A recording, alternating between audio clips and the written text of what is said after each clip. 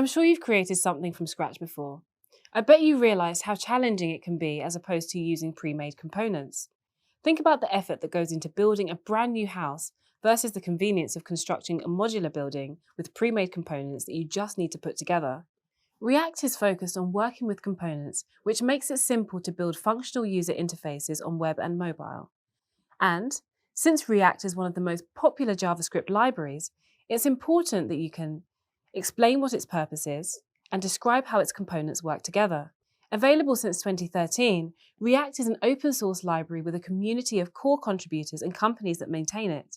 Developers use React to develop single-page applications, and you can also develop mobile applications with React Native. When you develop an app, you can choose to use React to develop the user interface, but building an application requires more than that. You must also consider the navigation and how the app will request data from a web server. Therefore, React is used in conjunction with other JavaScript libraries during development. But what makes React so useful is that it allows developers to write less code to create functionality. This in turn makes it easier to maintain code in the long term and simplifies testing. Because it is so central to front-end development, there are many tools that you can use with React. These tools can help you understand how React is running your code and how you can improve performance. Now that you have a better idea of what React is, let me tell you more about React's components. The key concept behind React is that it allows you to define components that you can combine to build a web application.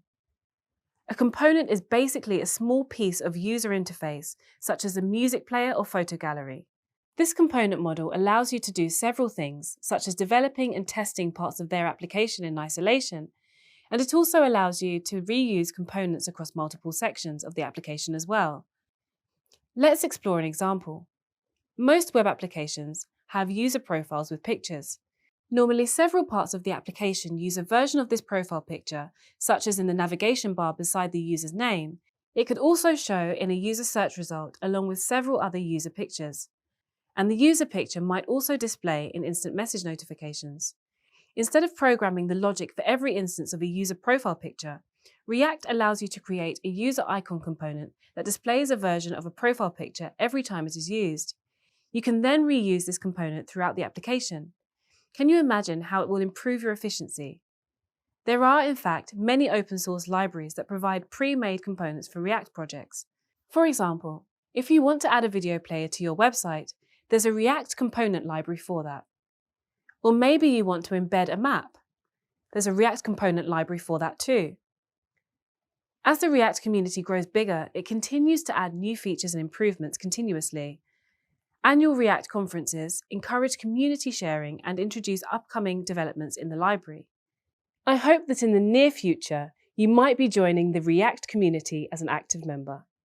And as a future React community member, you now know the React library's purpose and how its components work together to make life easier for front-end developers. After all, why build something from scratch if the components are already there to use?